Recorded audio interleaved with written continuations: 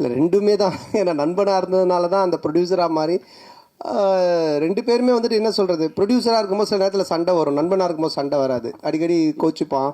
அது மாதிரி வந்துட்டு இது நான் சொன்ன இது மாதிரி பண்ணவே இல்லை, இது பாரு இப்படி ஆயிடுச்சுன்னு. ஃபஸ்ட் டே ஷூட்டிங்கே கால் பண்ணி நான் வந்து உனக்கு காமெடி சூப்பர் ஸ்டார் நான் சும்மா தான் பேர் வச்சேன், நீ நிஜமாலே பண்ணிகிட்டு இருக்க அப்படின்னா. ஏன் என்னென்ன வேட்டையின் ஷூட்டிங்கில் எவ்வளோ செலவு தெரியுமா அப்படின்னா, தெரியாத மச்சான் இவ்வளோ செலவு அப்படின்னா. நம்ம ஷூட்டிங்கில் எவ்வளோ செலவு தெரியுமா, எவ்வளோன்னா அதே செலவு, அதே 200 பேர், அதே இது. நான் உனக்கு காமெடி சூப்பர் ஸ்டார் பேர் வச்சா சூப்பர் ஸ்டாருக்கு இவ்வளோ நீ செலவு பண்ணுவியா அப்படின்னு சொல்லி கோச்சிக்கிட்டான். அப்புறம் நான் சொன்னேன், இல்லை மச்சா இது மாதிரி இதில் தேவைப்படுது அப்படின்னு. ஸோ அதுக்கப்புறமா ரொம்ப சண்டே ஆகிடுச்சேன். டக்குன்னு நான் என்ன பண்ணுவேன்னா, ஒரு 2 நாள் ஈஷாக்கு போயிடுவேன். உடனே ஃபோன் அடிப்பான், அங்கே அடிச்சிட்டு இல்லை சத்குருட்ட காசு வாங்கி கொடு அப்படின்வான். ஏய் அவர் பேப்பராக காசு வாங்கி தர முடியும், நீ அங்கே தானே போகிற, எனக்கு காசு வாங்கி கொடுத்துட்டு போ, அவர் பேர் போட்டு ப்ரொடியூசர் அப்படின்வான். சரி மச்சா வந்து. ஸோ ப்ரொடியூசர் ஆகும் மாதிரி இடி சண்டை வரும், நண்பனாக இருக்கும்போது எதுவுமே இருக்காது, ஃபுல்லாக ஜாலியாக. ஆமாம், கொஞ்சம் அடிக்கடி நடக்கும் சார். போன மேடையில் அவங்கள கடவுளாக பார்த்து காலில் விழுந்தார் கூல் சுரேஷ். இந்த படத்தில் இருக்கிறாரா? காணும். இல்லை, இந்த படத்தில் இல்லை. கடவுளை கொஞ்சம் அவருக்கு தரிசனத்தை கொஞ்சம் தள்ளி வச்சுருக்கோம் சார். நீங்கள் ப்ரொடியூஸ் பண்ணதுக்கப்புறம் சந்தானம் சார் நீங்கள் சொன்ன மாதிரி கேட்க ஆரம்பிச்சாரா, இல்லை அவர் சொல்கிறது நீங்கள் கேட்க ஆரம்பிச்சிங்களா? ஏன்னா பாட்டிலேயே சொல்லியிருப்பாரு. இந்த படம் பொறுத்த வரைக்கும் என்ன, ப்ரொடியூசர்னு பேர் தான், பண்ணதெல்லாம் இவர் தான். ஏன்னா அதை நான் சொன்னல, ஃபஸ்ட் டே ஷூட்டிங் போய் அந்த செலவு லிஸ்ட் எடுத்து பார்த்தேன். டேய் உண்மையான கப்பலில் ஷூட் பண்ணாலும் இவ்வளோ செலவாகுதுடா அப்படின்னு சொன்னேன். பட் நான் அதாவது சொன்ன மாதிரி இந்த படம் அப்படி எடுத்திருந்தா தான், இப்போ நீங்கள் அந்த குவாலிட்டியாக எடுத்திருந்தா தான் அது அதோட அவுட்புட்டு அது தேவைப்படுது. பட் அது வந்து எவ்வளோ பெஸ்ட்டாக, எவ்வளோ எஃபிஷியண்ட்டாக ப்ரொடக்ஷன் சைட்லேருந்து எவ்வளோ கம்மியாக நம்ம பண்ண முடியுமோ, அது வந்து கம்மியாக வேஸ்டேஜ் இல்லாமல் எங்களால் எங்களோட எக்ஸ்பீரியன்ஸ் டீமை வச்சு அது மேக்ஸிமம் வேஸ்டேஜ் கட் பண்ணி அது பெஸ்ட்டாக பண்ண முடிய அளவுக்கு பண்ணியிருக்கோம். பட் எதுவுமே நான் கண்ட்ரோல் பண்ணது, நான் ஒன்று தான் அவர்கிட்ட சொன்னேன், எது தேவையோ பண்ணு, கண்டிப்பாக பண்ணாமல் இருக்காத. ஸோ அப்படி தான் இது பண்ணது. பட் ஃபுல்லாக பண்ணது அவர் தான்.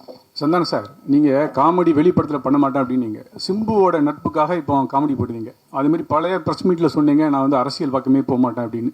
இப்போ உங்கள் நண்பர் உதயநிதி சார் வந்து பார்த்தாவா எனக்கு ஹெல்ப் பண்ணு அப்படின்னு அடுத்த மே மாதம் கூப்பிட்டாருன்னா, சிம்பு மாதிரி அந்த கொள்கையை மாற்றி ஏதாவது பிரச்சாரத்துக்காவது போகிறதுக்கு ஐடியா இருக்கா?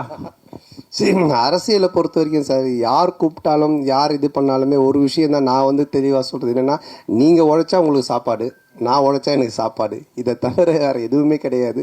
பட் நட்பு ரீதியாக சில விஷயங்கள் இருக்குது, இதெல்லாம் பண்ண முடியும், இதெல்லாம் பண்ண முடியாது. இப்போ நான் சிம்பு சார் எஸ்டிஆரில் என்ன கூப்பிட்டாலும் இப்போ அவர் வந்து சந்தானத்துக்கு கம்ஃபர்டபுளாக என்ன காமெடி பண்ண முடியும், அவருக்கு என்ன செய்ய முடியும் கேரக்டரா அப்படின்ற அந்த ஃப்ரீடம் எனக்கு கொடுத்துருக்காரு. அதையே அதையே பண்ணணும் அப்படின்னு அவர் என்ன ஃபோர்ஸ் பண்ணல, இல்லை அந்த மாதிரி ஒன்று சொல்லலை. அது மாதிரி உதய் சார் கூப்பிட்டாலும் அதுக்குன்னு சில எனக்கு இந்த கம்ஃபர்டபுள் ஓகே, இதை நான் பண்ண முடியும், நான் வந்து சொல்ல முடியும், இதெல்லாம் எனக்கு ஓகேனா நான் நிச்சயமாக போய் பண்ணுவேன். அவரும் வந்து படத்தை ரிவ்யூ கொடுப்பாரு சார். சார் இங்க சொல்லுங்க. ஒரு பாட்டில் வந்து பார்த்தீங்கன்னா படம் போட்டு 1 மணி நேரம் கழிச்சு வர்றாங்க, ஓசி டிக்கெட்டில் வராங்கன்னு சொல்கிறீங்களா, அதை யாரை சொல்கிறீங்க? இல்லை, இப்போது நிறைய பேர் வந்துட்டு பார்த்தீங்கன்னா பப்ளிக்கில் வந்துட்டு இஷ்யூ பண்ணுறாங்க, ஏதோ ஒரு டிக்கெட்ஸ் கொடுக்குறாங்க, இல்லை ஃபேன் ஷோ போடுறாங்களா, ஏதோ ஒன்று பண்ணுறாங்கன்னு வச்சுக்கோங்க. அதில் கும்பலில் சில பேர் வராங்க, வந்துட்டு அவங்கெல்லாம் சில விஷயங்கள்லாம் பேசுகிறாங்க. அது வந்துட்டு நாளைக்கு பார்த்தீங்கன்னா வைரல் ஆகுது. அது நிறைய என்ன சொல்கிறது, ரிவ்யூஸ் ஷோஸில் நீங்கள் பார்த்தீங்கன்னா இருக்கும். ஸோ இப்போ இதை வந்துட்டு வைரலாக நிறைய பேர் பேசுகிறாங்க, கமெண்ட்ஸில் சொல்கிறாங்க, இவன் ஓசி டிக்கெட்டில் வந்தவன்பா, இவன் பார் லேட் அண்ட் டாச், இதெல்லாம் வந்து கமெண்ட்ஸில் வர்றது. அது எல்லாத்தையும் எடுத்து தான் அந்த லிரிக்கெல்லாம் கெளுத்தி எழுதுனது. ஸோ எழுதும்போது எனக்கு நல்லா இருந்துச்சு, நாங்கள் கேட்டோம், இதெல்லாம் லைவில் இருக்குன்னா சரி ஓகே பண்ணிட்டோம். ஏன்னா நீங்கள் இந்த படத்தில் எப்படி ஓசி டிக்கெட் வாங்கி படம் பார்க்குறீங்களா, இல்லை தேட்டரில் போய் வாங்கி படம் பார்க்குறீங்களா? நான் கொஞ்சம் ஓசி டிக்கெட் தான், ஏன்னா ரிவ்யூ பண்ணுறோம் இல்லைங்களா, அப்போ ரிவ்யூ பண்ணும்போது எங்களுக்கு ஒரு ஷோ போடுவாங்க, அப்போ போவோம். அதனால தான் என்ன வச்சு அதை கலாச்சி பண்ணியிருக்காங்க. ஆனால் சந்தானே, இந்த வருஷம் பார்த்தீங்கன்னா உங்களுக்கு அதிகமாக உங்கள் நட்பு சைடில் வந்து இழப்புகள், 2 இழப்புகள், சேஷன்னா இன்னொன்று ஆண்டனி. ஸோ இந்த படத்தில் சேஷ் இருந்தால் எப்படி இருந்திருக்கும்? ஏன்னா இப்போ இல்லை. ஸோ ஒருவேளை சேஷுக்கான ஏதாவது சீக்வன்ஸ் ஏதாவது வச்சுருந்தீங்களா? அது இல்லாமல் டிடின்ற இதுக்கு வழக்கம் போயிட்டுருக்கு. இல்லை இருக்குது, அதாவது வந்து எங்கள் டீம் எல்லாருக்குமே தான் நாங்கள் எழுதுவோம், அதில் இருந்துச்சு. ஆனால் பட்டு காலத்தின் இது அவர் இல்லை. பட் எல்லாருக்குமே எங்கள் டீமில் எல்லாருமே வச்சு தான் எழுதுவோம். அந்த நான் இப்போது கம்ஃபர்ட் ஜோனுன்னு ஒரு சில ஹீரோஸ் இருக்காங்க, அதே டேரக்டர் அதே டீமோட. இந்த ஹீரோஸ்க்கு வந்துன்னா உங்களோட டீம் பண்ணால் கரெக்டாக இருக்கும். இதை நீங்கள் எப்படி பார்க்குறீங்க? உங்களுக்கு இதே மாதிரி தான் ஃபஸ்ட்டு பார்ட் 1, இப்போ 2, இதுக்கு அப்புறம் 3 பண்ண போகிறேன்னு சொன்னீங்க. ஸோ இதை தாண்டி நீங்கள் சந்தானமாக ஒரு ஆக்டராக, இப்போவும் ஆக்டராக இதை தாண்டி ஒரு லெவலுக்கு வர வாய்ப்பு இருக்கா? இல்லை இப்போ என்னென்னா படம் பார்த்தீங்கன்னா ஃபஸ்ட்டு மாதிரிலாம் ஒரு படம் பண்ணோம் டக்குன்னு இன்னொரு கதை அப்படின்லாம் கிடையாது. ஏன்னா இன்றைக்கி ஓப்பன் மீடியாவாகி போச்சு. ஓடிடி பிளாட்ஃபார்ம் வந்தோடனே ஹாலிவுட் படத்துலேருந்து எல்லா படங்களுமே ஆடியன்ஸ் எல்லாத்தையுமே பார்க்குறாங்க. ஸோ ஒரு டேரக்டரோட ட்ராவல் பண்ணி ஒன்று சிங்க் ஆகி ஒன்று வந்து செட் ஆகிறதுக்கு மினிமம் ஒரு 2-3 படம் ஆகுது. அதனால தான் டக்கு டக்குன்னு மாற்றி போக முடியல. ஏன்னா என்னுடைய சிங்க் அவருக்கு தெரியணும், அவருடைய சிங்க் எனக்கு தெரியணும். அதுக்காக தான் அது மாதிரி ட்ராவல் பண்ணுறமே தவிர மற்றபடி. சந்தனம் சார் இங்கே தான் திருப்பி ரைட் ஹியர். உங்களுடைய நட்பு வந்து சிம்புவோட வந்து எல்லாருக்கும் தெரிஞ்ச விஷயம். அண்ட் அவர் வந்து ஒரு ரிக்வெஸ்ட் வச்சுருக்காரு உங்ககிட்ட, நீங்கள் மறுபடியும் காமெடியனாகவும் படம் வந்து நடிக்கணும் அப்படின்ட்டு. அந்த ரிக்வெஸ்ட்டை எவ்வளோ தூரத்துக்கு நீங்கள் எடுத்துக்கிட்டு இருக்கீங்க? இனிமேல் சந்தானம் காமெடியானவும் அடிக்கடி படத்தில் பார்க்க முடியுமா? ஏன்னா உங்களுக்குன்னு ஒரு ஃபேன் பேஸ் இருக்குது. அந்த ஃபேன் பேஸ் நீங்கள் மறுபடியும் காமெடியன் ரோல்ஸும் பண்ணணும்னு எதிர்பார்க்குறாங்க.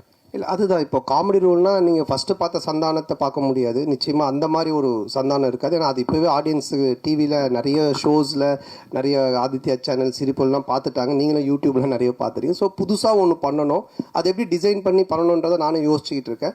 அண்டு எல்லா படத்துலையும் என்னால் பண்ணுவேனான்னு எனக்கு தெரியல. ஏன்னா எனக்கு ஆல்ரெடி கமிட் ஆகி ஹீரோவாக பண்ணக்கூடிய அட்வான்ஸ் கொடுத்து ஒரு 3-4 பேர் ஆல்ரெடி வெயிட்டிங்கில் இருக்காங்க. ஸோ அதுவும் நான் பண்ணணும்.